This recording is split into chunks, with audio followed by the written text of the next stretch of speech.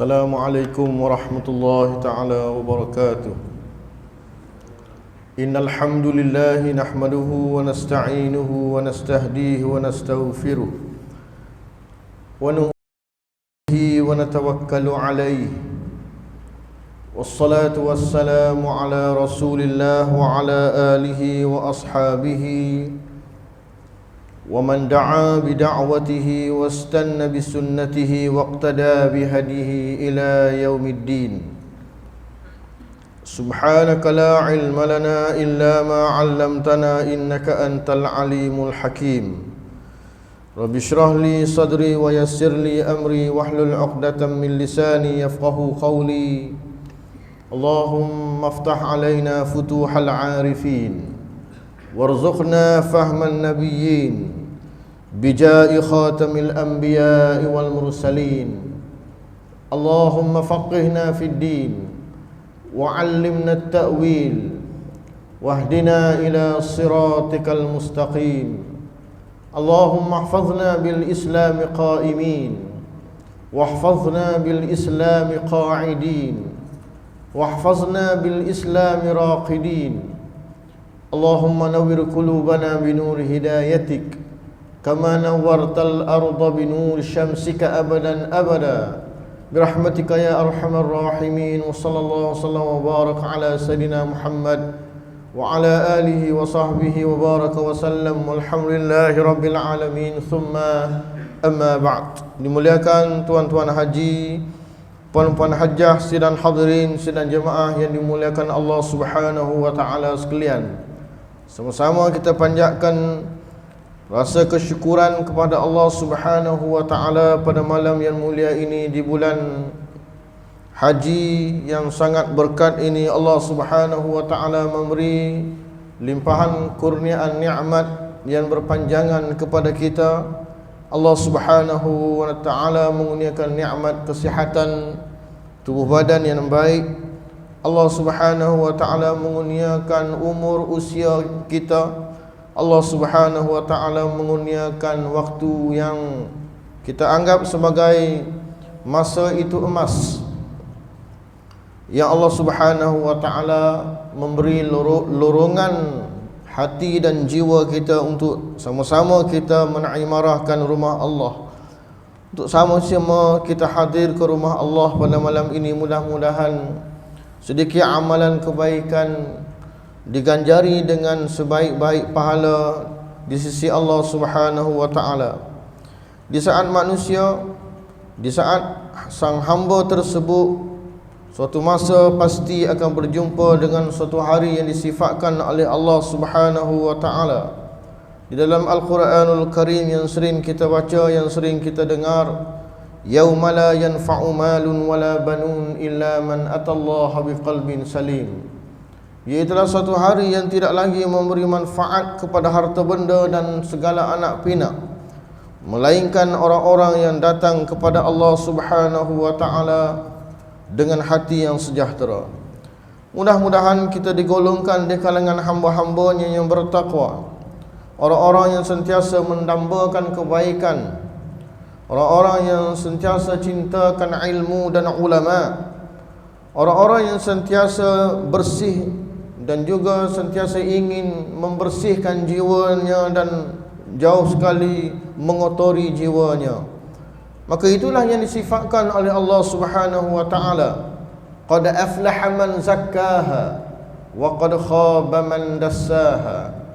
Sesungguhnya telah berjaya orang-orang yang membersihkan zakkaha, yakni hati ataupun jiwanya, wa qad khaba man dassaha, maka kesal dan sesallah orang yang mengotori, yang mencemari jiwanya. Alhamdulillah, pada minggu yang lalu kita berhenti pada muka surat yang terakhir pada bab yang membicarakan tentang adab melaksanakan ketaatan, adab ketika sembahyang, mengerjakan sembahyang pada muka surat 83 baris yang ke bawah sekali itu. Wa qala al-musannif rahimahullahu ta'ala wa nafa'na bi ulumihi fid darain amin. Dan apa yang telah disebutkan ini adalah cara sembahyang dengan sendirian, dan akan disebutkan cara sembahyang berjemaah pada fasal yang akan datang. Apa-apa yang dibicarakan sebelum ini, pada minggu yang sebelum ini, yang lebih banyak disayugiakan, yang disarankan oleh pengarang kita apabila kita mendirikan solat secara munfaridan, secara bersendirian. Kerana apabila berjamaah sedikit hukum yang berlainan. Solat Jumaat, solat berjamaah, kerana kita ada juru pandu, iaitulah imam yang menjadi ikutan kepada para makmum yang berada di belakang. Dan yang paling penting diberi perhatian dalam sembahyang ini ialah khusyuk atau hudurul qalbi, hadirnya hati bersama dengan bacaan dan zikir. Sembahyang tersebut yang kita katakan ta'rifnya sebelum ini dalam hukum syarak, dalam kitab fiqh disebut sebagai af'alun wa aqwalun muftatihatun bitakbir. Ta'rif dalam bahasa Arab iaitulah beberapa perbuatan, iaitulah rukun fi'li, wa aqwalun, beberapa perkataan yang dimulai dengan takbiratul ihram wa mukhtatimatun bitaslim, dan diakhiri dengan salam bisyara'id makhsusah, dengan syarat-syarat yang khusus ataupun yang tertentu. Apa artinya aqwalun, beberapa patah perkataan tersebut? Kerana di dalam sembahyang itu bukan hanya gerak laku orang yang sembahyang al-musalli, bahkan yang lebih hebat, yang lebih agung, mulutnya berzikir, bertahmid dan juga bertasbih, membaca doa iftitah, berdoa memuja kebesaran Allah Subhanahu wa taala dalam doa kunut. Di antara duduk iftirash, duduk antara dua sujud, kita juga meminta doa Rabbi firli hingga akhir. Maka itulah ini yang dikatakan alangkah lebih baiknya apabila hati tersebut khusyuk dan juga adanya hudurul qalbi, hadirnya hati orang yang bersembahyang tersebut dengan maksud dia mengetahui dan mentadabbur apa yang dibacanya ketika sembahyang tersebut. Di dalam hal ini Imam Al-Hasanul Basri radhiyallahu anhu pernah berkata, Al-Hasan Al-Basri seorang tabi'in ataupun tabi' at-tabi'in ataupun kibar at-tabi'in, seorang tabi'in yang agung, yang faqih, ya, yang faqih dalam fiqhnya juga diambil kira, pendapat-pendapatnya diambil kira. Seketika tengah hari tadi saya sempat membuka sebuah kitab yang besar yang dikarang oleh Al-Imam An-Nawawi, Al-Majmu' Syarah Muhadzab. Apabila semalam di kampung ada orang bertanya suatu ketika dalam tahun 80 lebih dahulu berlaku di Subang, katanya solat Jumaat didirikan dengan satu khutbah sahaja, cukup rukunnya tetapi dengan satu khutbah. Ia menjadi ijma' dalam mazhab Syafi'i dan kitab-kitab mazhab kita. Solat Jumaat ini mestilah didahulukan dengan dua khutbah dan dipisahkan dua khutbah tersebut, antara dua khutbah tersebut dengan julusun khafifah, iaitulah khatib duduk seketika sekadar membaca suratul Ikhlas. Lalu saya membuka pagi tadi, tengah hari tadi, merujuk kembali, rupa-rupanya ada pendapat Imam Abu Hanifah, bukan mazhab Hanafi, pendapat Imam Abu Hanifah secara persendirian, kerana Imam Abu Hanifah mengatakan khutbah salat Jumaat itu hanyalah syarat sahaja, bukannya syarat sahaja, maka memadai ianya cukup rukun dengan satu khutbah sahaja. Dan pendapatnya disokong oleh beberapa ilmuwan yang lain. Tak silap saya di antaranya Al-Hasanul Basri. Saya merujuk kitab Syafi'i, lalu ada dijelaskan oleh Al-Imam An-Nawawi. Dia kata tapi dengan syarat satu khutbah tersebut cukup rukunnya.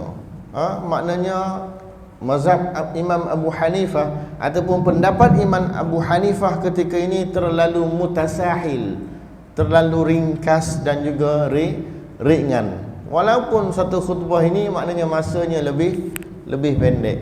Lalu saya tidak puas hati, saya membuka sebuah karya dalam mazhab Hanafi sendiri, Bada'i' as-Sana'i fi Tartib Syara'i oleh Imam Abu Bakar Al-Kasani.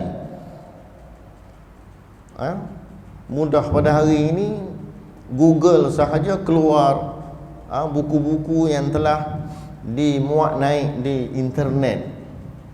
Walaupun ada 25 jilid, tapi pening sikitlah kita nak cari daripada 25 jilid tersebut. Nak cari tempatnya kat mana, jumpa juga. Betul, memang saya cross reference, rujukan silang kepada induk mazhab Hanafi sendiri, mazhab Hanafi.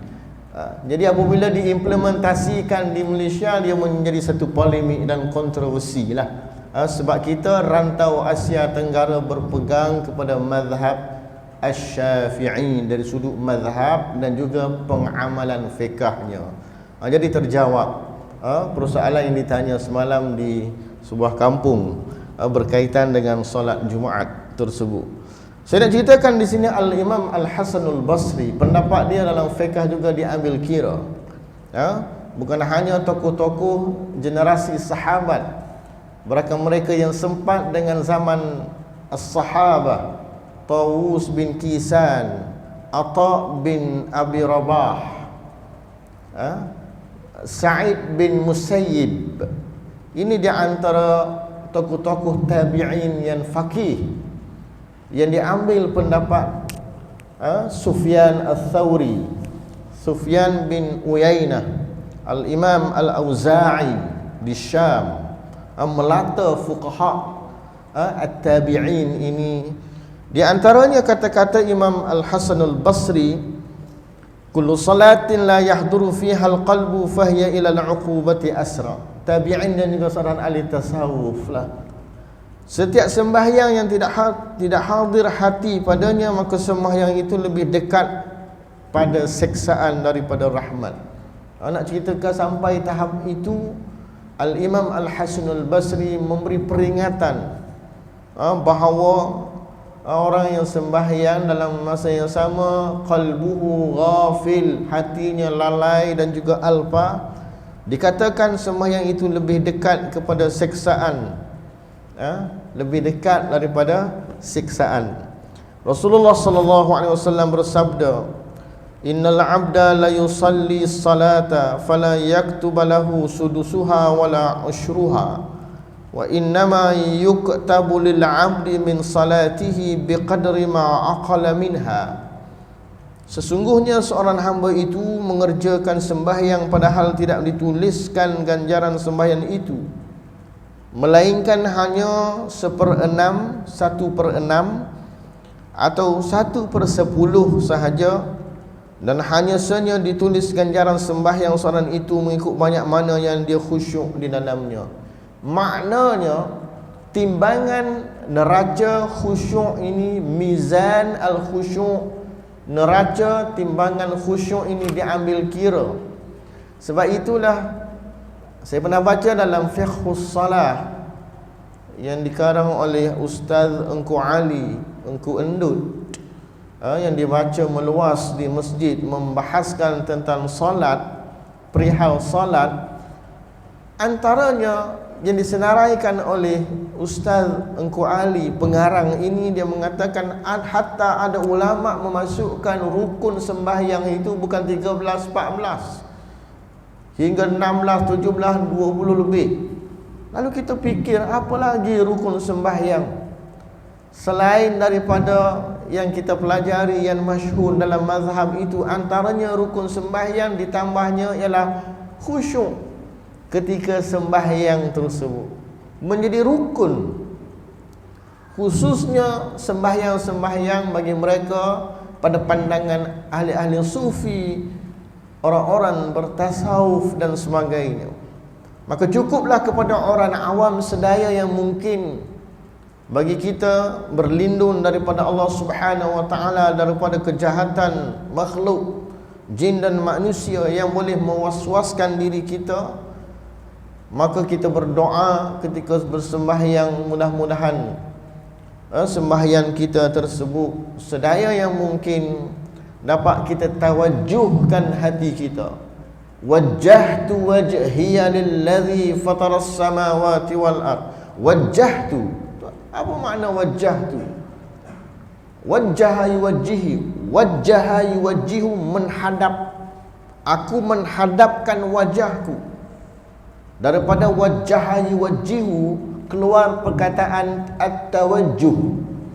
Tawajjuh ni, tawajjuh hati ini, hati kita ini bukan hanya mata kita, bukan hanya badan kita menghadap kepada kiblat, menghadap kepada mihrab, mengikut iman, tetapi yang hebat lagi, hati kita rasa ketundukan, tawajjuh sebagai seorang hamba.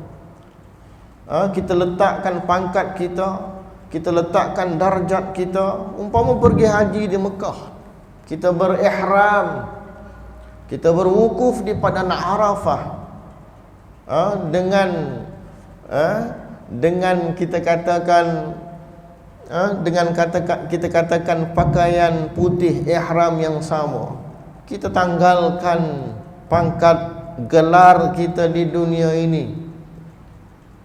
Kita merenungi ibrah dan pengajaran hari yang cukup mulia yang disebut oleh Nabi sallallahu alaihi wasallam, al-hajju Arafah. Haji itu Arafah. Haji itu Arafah. Nabi tak sebut dalam hadis al-hajju Mina, mabit di Mina, kan, bermalam di Mina lepas wukuf. Al-hajju Muzdalifah, tak sebut. Al-hajju as-Safa wal Marwah, sa'i antara Safa dengan Marwah, berlari anak 7 kali. Nabi tak sebut, tapi Nabi sebut ialah al-hajju Arafah. Almarhum tuan guru saya, Tuan Guru Baba Haji Najmuddin bin Muhammad Al-Fatani, ketika menghuraikan hadis ini, saya masih ingat. Umur saya 20 lebih, belasan tahun dahulu saya belajar. Dia mengatakan al-hajju Arafah tidak dapat difahami melainkan kita takwil hadis ini, mu'zamu arkanil haji al-wuqufu bi Arafata. Sebesar-besar rukun haji itu ialah wukuf di padang Arafah. Sebab apa? Kalau tidak sempat wukuf walaupun sedikit masa sahaja nak habis masa wukuf, maka tidak sah haji tersebut. Pelaburan yang banyak sekalipun pergi, maka tidak sah haji tersebut. Tidak hanya boleh kita bayar dam dan sebagainya, denda dan sebagainya. Besarnya wukuf di padang Arafah ini, maka sayugia mereka yang tidak menunaikan kefarduan haji tersebut sangat menjadi dituntut, menjadi sunat yang muakkadah untuk berpuasa pada hari wukuf di padang Arafah, iaitulah 9 Zulhijjah. Sebelum tu 8 Zulhijjah hari tarwiyah, 10 Zulhijjah hari nahar, iaitulah hari korban Idul Adha tersebut. Seterusnya tuan-tuan, ada adab menjadi imam dan ada adab menjadi makmum, ada adab sembahyang berjamaah. Perbahasan mengenai adab sembahyang jemaah ini bukan kita telusuri dari sudut hukum fiqh, kerana itu dibincangkan dalam kitab-kitab fiqh, tetapi dia memperincikan adab. Adab ini adab yang ada pada makmum dan juga adab yang ada pada imam. Sang imam yang mengimamkan salat, yang di belakangnya ada makmum kecil, tua, muda, besar, wanita, dewasa, lelaki dan sebagainya. Pertama, sebaik-baiknya bagi seorang imam itu bahawa ia meringkaskan sembahyangnya. Dalam hal ini Anas ibn Malik radhiyallahu anhu berkata, aku tidak pernah sembahyang di belakang seorang yang lebih ringkas sembahyangnya, tetapi lebih sempurna selain Rasulullah sallallahu alaihi wasallam. Anas ibn Malik ini tukang dia apa? Tugasnya apa semasa hayat baginda sallallahu alaihi wasallam? Ya, tugas dia panggil khadam Rasulullah sallallahu alaihi wasallam. Ialah yang membawa, tak silap saya lihat biografinya dalam hadis 40, membawa sepatu ataupun capal kayu sugi Rasul sallallahu alaihi wasallam.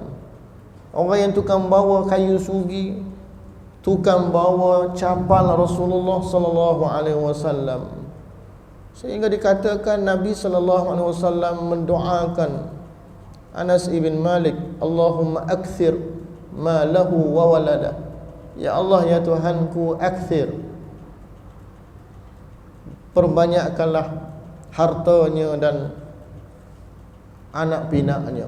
Hasilnya Anas ibn Malik ini wafat ketika usianya lebih daripada 100 tahun. Biografi yang dilihat, tak silap saya, di belakang hadis 40 tersebut. Sebaik-baik bagi seorang imam itu, jadi Anas berkata, aku tidak pernah sembahyang di belakang Rasulullah, berkhidmat dengan Rasulullah sebagai khadam Rasulullah lebih daripada 10 tahun. 10 tahun tuan-tuan. Kalau kita di dunia pada hari ini, kita ada driver kita. Contohlah, orang besar dia ada driver. Pagi pukul 8 driver. Bahasa Melayu pemandu rasmi datang ambil di rumah. Menteri lah. Tapi menteri 5 tahun lah. 5 tahun lepas tu menteri lain pula. Baru 5 tahun kan, contoh dia lah. Driver yang berkhidmat 10 tahun dengan kita.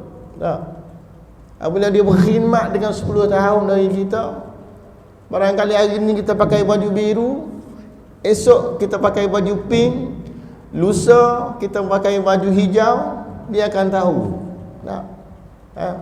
Dia akan tahu ini baju datuk, ini baju tuan.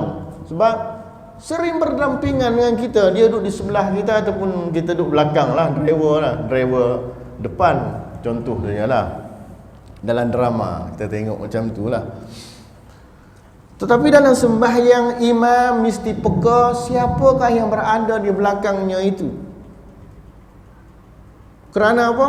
Nabi SAW pernah bersabda, apabila seorang dari kamu mengimami orang banyak, orang awam, rakyat kebanyakan, hendaklah ia meringankan salatnya kerana di antara mereka ada yang lemah, ad-du'afa, ataupun orang tua, al-haram, serta orang yang mempunyai keperluan, orang yang ada keperluan.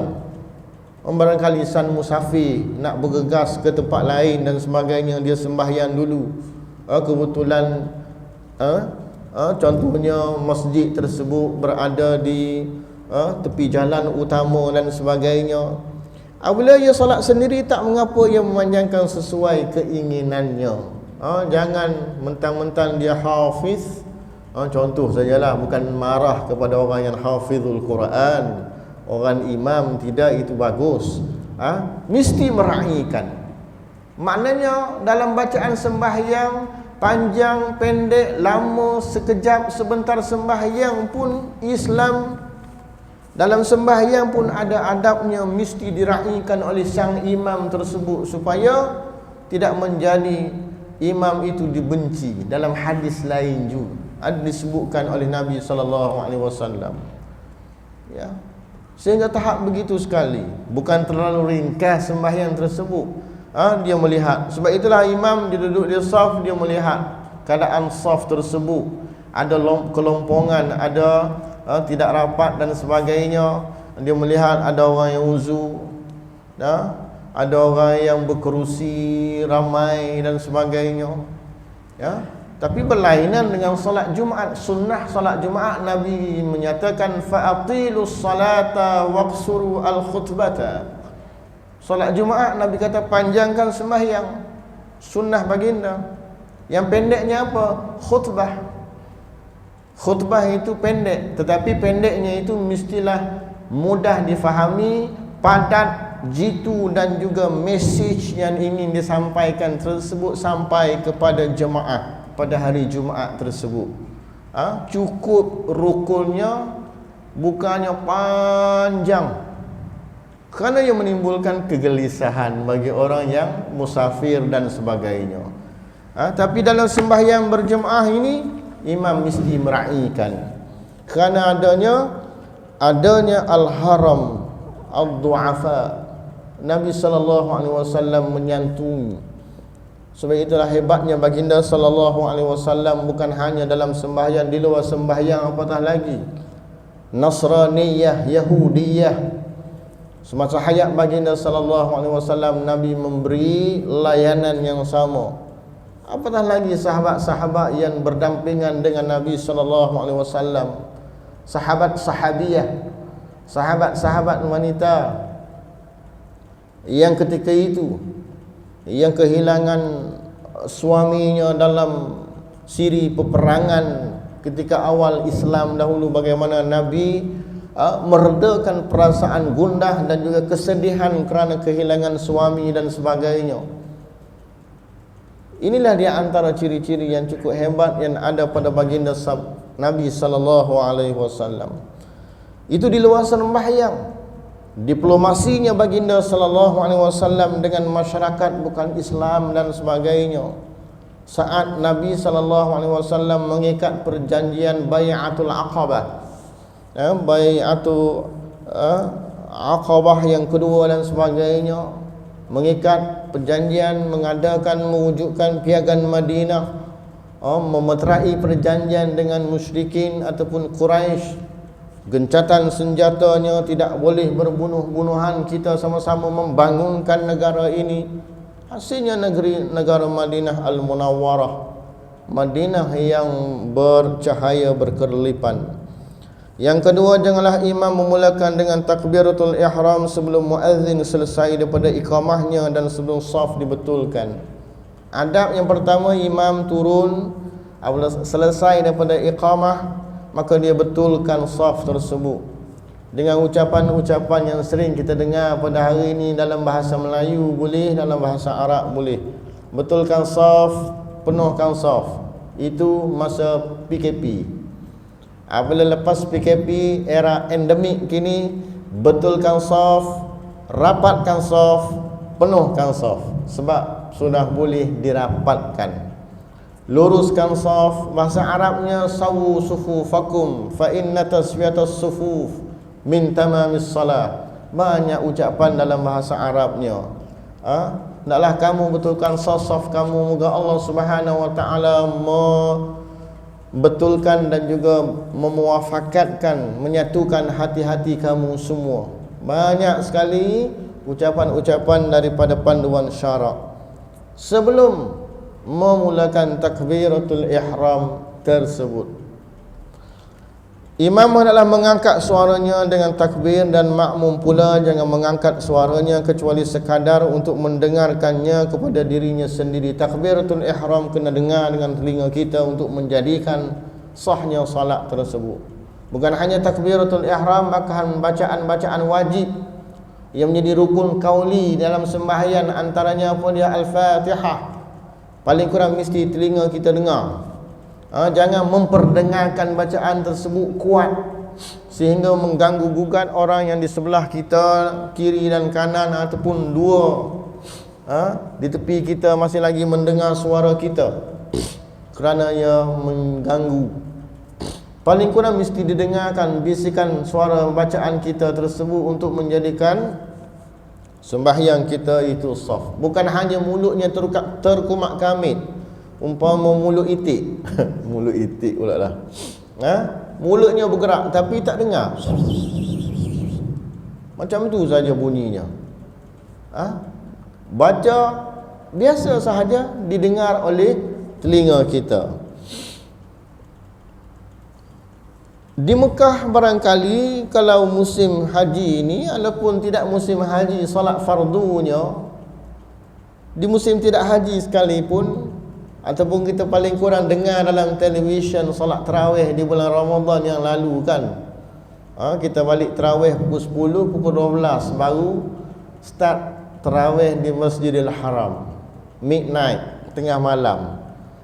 Allahu Akbar. Al-Imam contohnya Dr. Abdul Rahman As-Sudais masih menjadi pensyarah di Universiti Ummul Qura ketika ini, dan beberapa itu antara imam yang lama lah. Zaman saya sekolah 90-an 80-an dahulu, dia masih muda lah. Dr. Abdul Rahman As-Sudais. Kesetnya zaman keset dahulu 90-an lah, zaman keset kan, keset tape radio, ada keset tu kan, banyak dijual di kedai-kedai buku, kedai-kedai agama di Melaka dan sebagainya, di tempat lain lah, termasuk keset. Hanya Abdul Rahman As-Sudais masih lagi bertugas sekarang ini. Adanya suara yang kuat selepas itu dipanggil sebagai muballigh, mukabbir saut, muballigh. Kerana apa? Kerana sifat Masjidil Haram tersebut ramai. Ada orang sembahyang di tingkat atas, di tingkat bawah, ada di celah tiang, berapa tiang dalam Masjidil Haram, di depan Kaabah, di celah hujung sini. Sehingga di hotel di tepi itu pun didengar suara imam ataupun mereka yang ditugaskan sebagai muballigh tersebut. Imam hendaklah mengangkat suara dengan takbir, makmum pula dengan jangan mengangkat suaranya kecuali sekadar untuk mendengarkannya kepada dirinya sendiri. Yang keempat, imam hendaklah berniat imam supaya mendapat pahala berjamaah. Jikalau imam tidak berniat menjadi imam dan makmum di belakang berniat mengikut imam, maka sah sembahyang sekalian makmum dan mereka mendapat pahala berjamaah. Dan sah juga sembahyang imam tapi dia tidak mendapat pahala berjamaah. Umpamanya kita sembahyang kemudian orang datang ke belakang kita kan, kita pun terus sembahyang, kita tak niat pun jadi imam tapi kita kuatkan suara kita, itu ketika itu. Tapi aulanya kita niat kita menjadi imam, bukan niat semula. Walaupun kita di rakaat yang kedua usalli, kita semula usalli, tidak, bukan memutuskan sembahyang tersebut. Kita lintaskan dalam hati kita menjadi imam untuk menjadikan kita juga berpahala. Kita juga berpahala kerana sembahyang berimam, meskipun makmum yang ikut kita itu telah pun masbuk 2 rakaat dengan kita. Imam hendaklah merendahkan suaranya ketika baca doa iftitah. Allahu Akbar kabira, walhamdulillahi katsira, seperti halnya orang yang sedang sembahyang sendirian.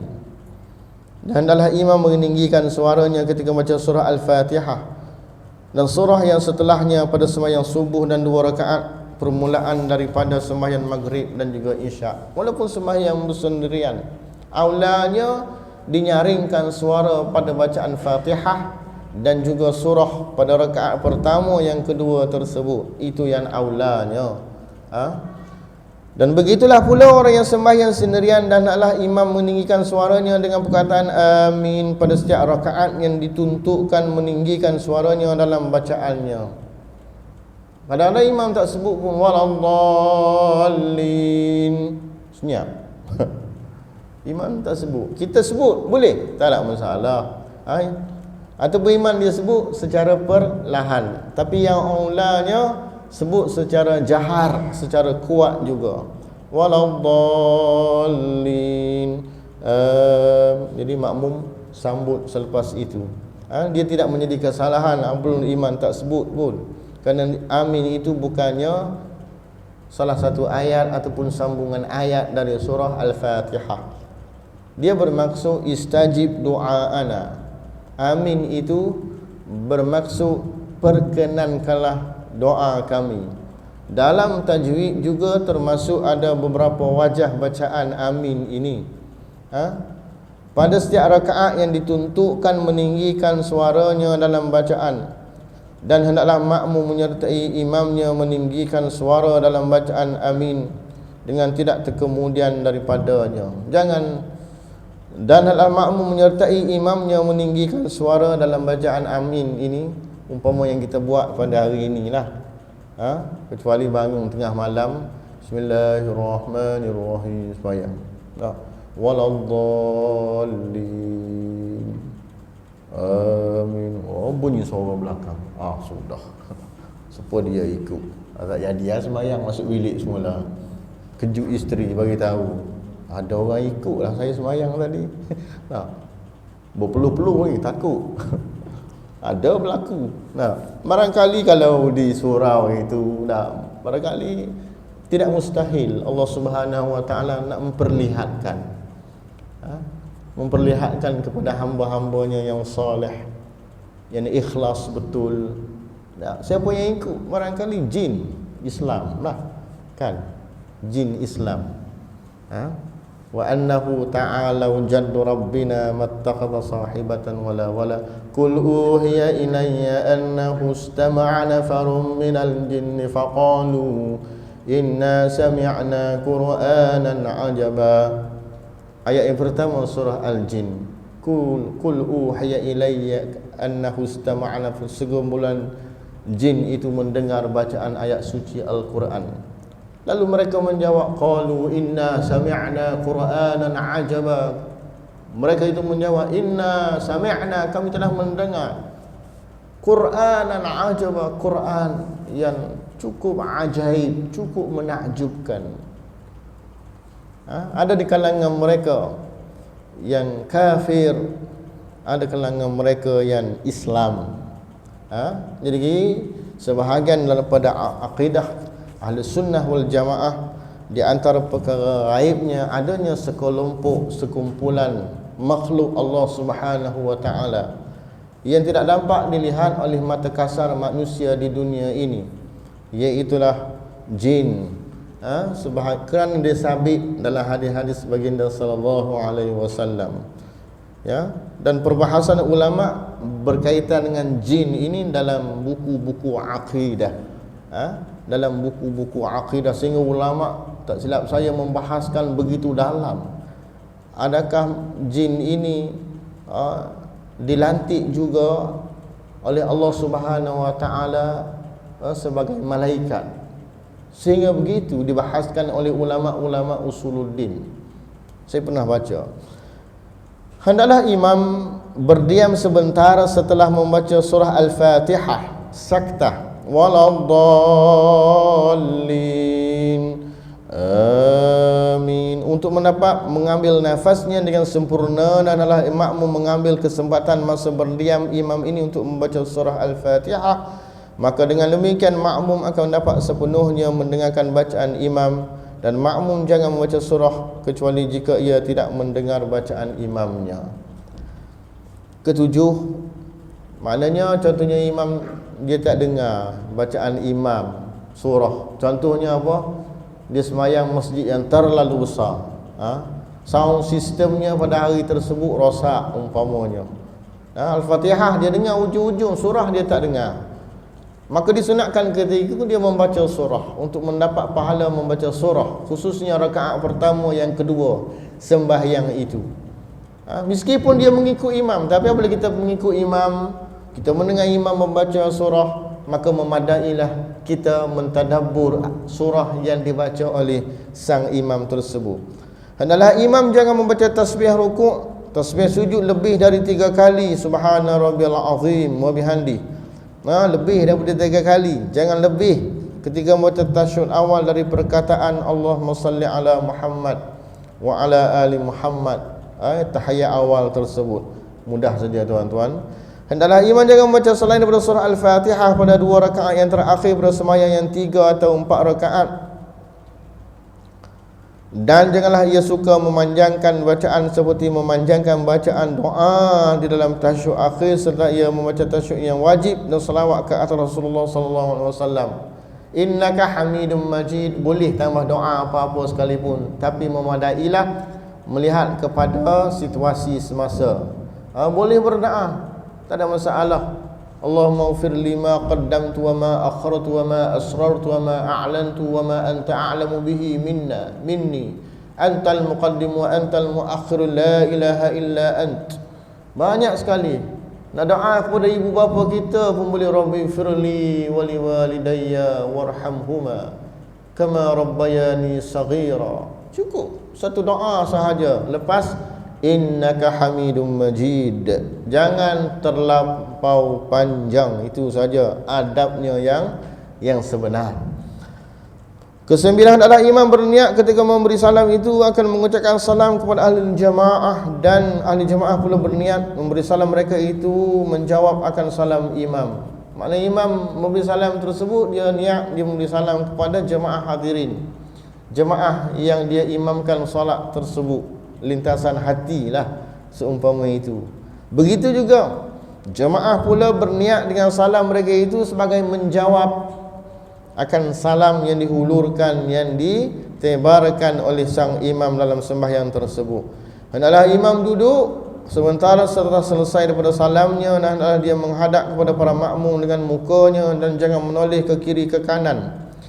Dan jika ada jemaah perempuan di kalangan makmum itu, maka hendaklah mereka bangkit lebih awal, dan janganlah ada di kalangan makmum lelaki-lelaki yang orang yang bangkit meninggalkan ke tempat duduknya sebelum imam bangkit dari tempat duduknya. Dan hendaklah imam bangkit dari tempat duduknya menuju ke sebelah kanan ke kiri, tetapi menuju ke sebelah kanan itu adalah yang lebih afdal, siring sedikit. Disebut dalam kitab azkar, imam itu mula menyiringkan ke sebelah kanan. Kalau kita ini mihrab ini, mimbar berada di sebelah kanan, imam itu dia mula mengiringkan ke sebelah mimbar ini sedikit apabila bacaannya Allahumma antas salam wa minkas salam itu. Janganlah imam mengkhususkan dirinya dengan doa ketika baca kunut dalam sembahyang dan juga doa selepas sembahyang kalau kita nak berdoa bersama imam. Jangan imam dia sembahyang ramai, dia doa untuk dia seorang sahaja. Allahumma hdini fi man hadai. Kita tukarkan dhamir al-mutakallim, Rabbi firli wali walidayya, Rabbi fir lana wali walidina. Seumpama itulah yang lebih beradab dan lebih baik aulanya. Kadang-kadang ada imam yang kita dengar, kadang-kadang dia jadi imam dia Rabbi firli wali walidayya. Sehingga Nabi pernah menegur seorang sahabat, jangan hanya berdoa sendirian untuk sendirian sahaja, tapi adalah dia berdoa dengan lafaz Allahumma hdina fi man hadait wa afina fi man afait ila akhir.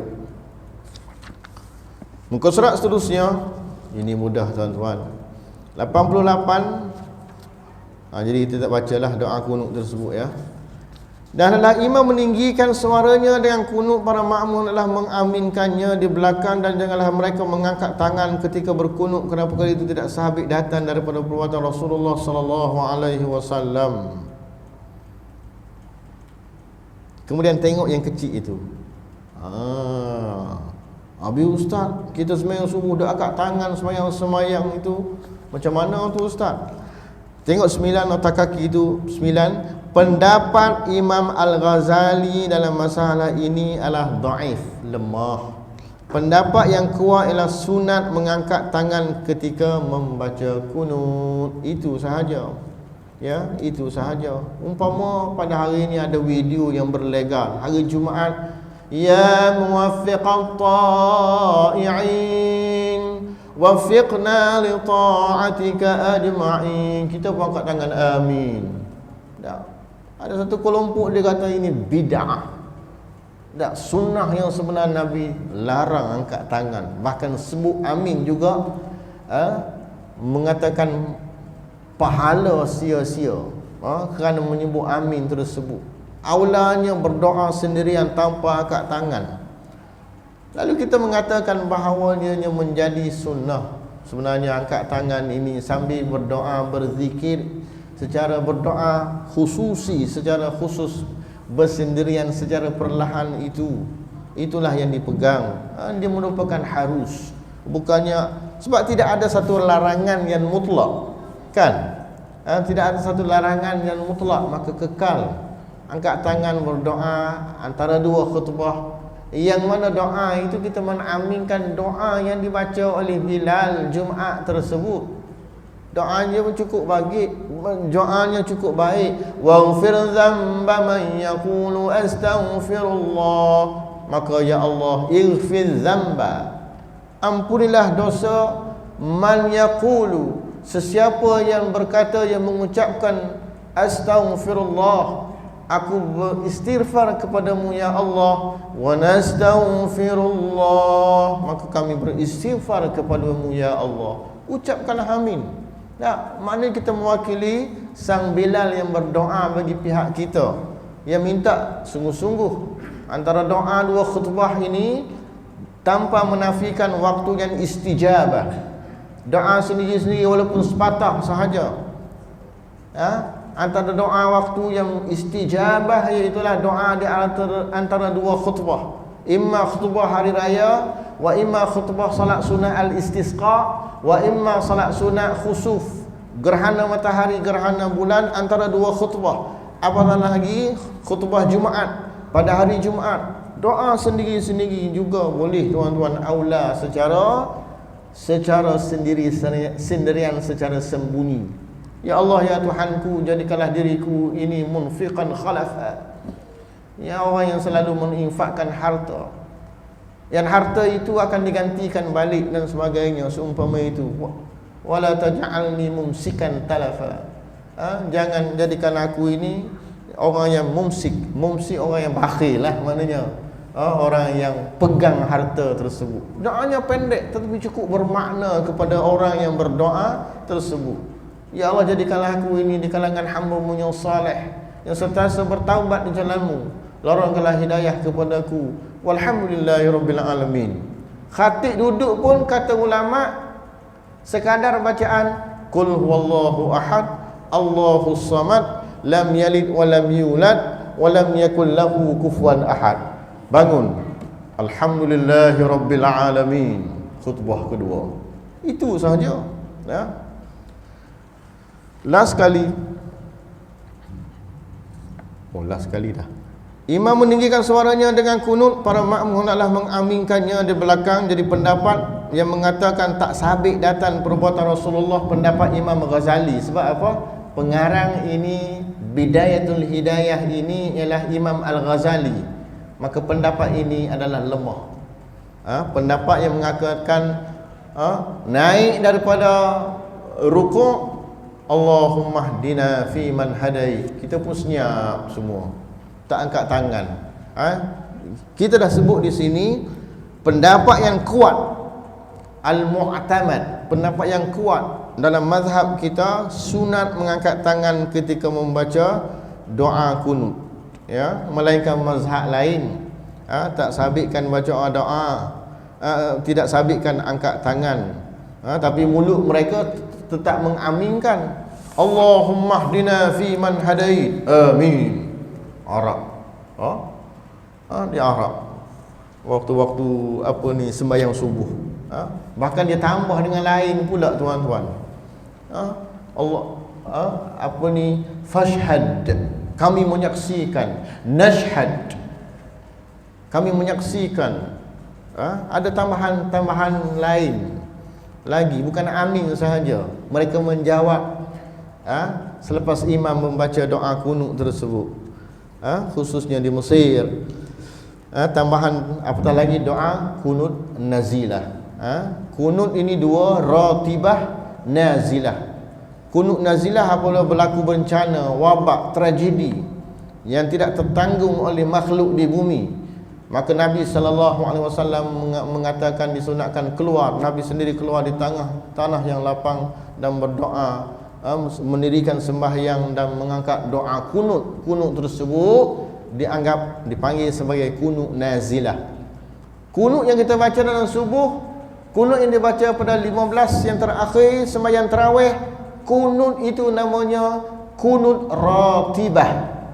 Ratibah. Jadi ratibah kunut sembahyang fardu subuh dan kunut 15 terakhir sembahyang tarawih bulan Ramadan. Lawannya ialah kunut nazilah, sekali-sekala apabila berlaku wabak, berlaku tragedi, berlaku penindasan orang-orang Islam dan sebagainya, berlaku kekacauan dan sebagainya, maka disunatkan mohon keampunan Allah Subhanahu wa taala, mengangkat bala, meredakan suasana, meredakan ketegangan yang berlaku dan menghilangkan, memberikan keharmonian, keamanan dan sebagainya. Contoh, berlaku peperangan, berlaku konflik antara orang Islam. Kita tidak berlakulah barangkali di Asia Barat, pertarungan konflik antara mazhab, orang Islam semuanya orang Islam, tapi tidak aman. Tidak aman di akhir zaman ini. Berlaku banyak peperangan di akhir zaman ini, banyaknya wabak yang pelik-pelik. Kita mengisafi bahawa kita berada di akhir zaman, di akhir zaman yang cukup banyak Allah datangkan bencana, penyakit dan sebagainya. Kemudian para makmum dan imam hendaklah melakukan bacaan sendiri-sendiri lafaz kunut hingga akhirnya. Sebab apa? Ini yang tadi itu ialah Allahumma hdini fi man hadai, itu dipanggil doa. Fa innaka taqdi wa la yuqda alaik, nashhad. Kalau di Mesir dia baca jahar semuanya. Sampai sini fa innaka taqdi wa la yuqda alaik, nashhad. Sebab apa maknanya itu? Maknanya fa innaka taqdi wa la yuqda alaik. Ini bukan doa. Kita menyaksikan, kita puji bahawa Allah Subhanahu wa taala punya sifat yang amat perkasa, al-jabbar, al-mutakabbir. Sombong manusia di bumi ini, Allah Subhanahu wa taala lagilah sombong. Sifat Allah al-mutakabbir, al-azizul jabbarul mutakabbir.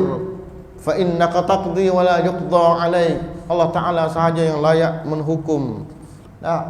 Maka kita yang mendengar lafaz tersebut, sebab itu orang Arab dia jawab nashhad. Tapi kita banyak pengamalannya kita baca fa innaka taqdi wa la yuqda alaik.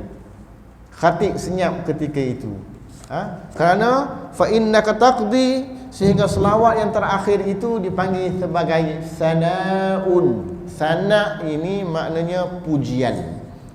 Ke-12, janganlah makmum berdiri sendirian di belakang saf, tapi hendaklah ia masuk ke dalam saf atau menarik seorang makmum yang ada di hadapannya untuk bersama bersembahyang dengan saf yang baru. Boleh. Jadi sebenarnya ada dua saf. Ini dalam kitab fiqh ada, tuan-tuan, jarang dibincangkan. Dua saf, contohnya dia datang seorang sembahyang isyak, tidak ada lagi orang yang nak berada bersama dengan dia, maka dia pun tarik. Kita janganlah buat keras pula orang tarik. Orang tarik apa dalam hati, tak? Boleh. Dalam hukum fiqh bab sembahyang boleh. Orang dia dengan syarat dia yakin tidak ada orang lagi akan menjadi makmum dengan dia di saf yang ketiga tersebut. Dia tarik, orang tu pun mundur ke belakang. Begitu. Boleh. Ada, berlaku. Dalam kitab mazhab Syafi'i pun tidak menjadi masalah. Tidak menjadi masalah. Tapi ada syarat-syarat dia lah. Ada syarat-syarat dia dibincangkan dalam masalah inilah, masalah iktidak makmum dengan imam ini. Tapi dalam kitab-kitab biasa jarang dibincangkan masalah ini. Saya lihat ke-13 last kali, janganlah makmum itu mendahului imamnya pada perbuatan, menyamainya, tak boleh. Haram. Dia takbiratul ihram dulu dan juga perlakuan imamnya. Sehingga dikatakan dalam hadis, siapa yang mendahului imam itu pada hari kiamat nanti Allah Subhanahu Wa Taala gantikan kepalanya dengan kepala himar, keldai. Bahkan adalah ia kemudian dari imamnya, maka janganlah makmum rukuk sebelum imam sampai kepada batas rukuk yang sepatutnya, dan jangan makmum turun sujud sebelum dahi imam terletak di atas lantai, kecuali dengan uzur ataupun darurat. Kita katakan mendahului imam tersebut, itu masalah kena sujud sahwi ataupun tidak, ataupun yang boleh membatalkan sembahyang tersebut, bagaimana keadaan-keadaannya dilihat dalam masalah muafiq dan masbuk. Jadi itulah secara ringkas. Tapi apa yang dibacakan 13 perkara ini dan banyak lagi sebenarnya adab yang berkaitan dengan imam dan makmum ini. Tapi ini biasanya sudah kita maklum dan kita fahami. Mudah-mudahan bermanfaat. Wassalamualaikum warahmatullahi taala wabarakatuh. Bismillahirrahmanirrahim. Alhamdulillahirabbil alamin. Wassalamu ala sayyidina wa maulana Muhammad wa ala alihi wa sahbihi ajma'in. Allahumma anfa'na bima 'allamtana wa 'allimna ma yanfa'una wa zidna ilma.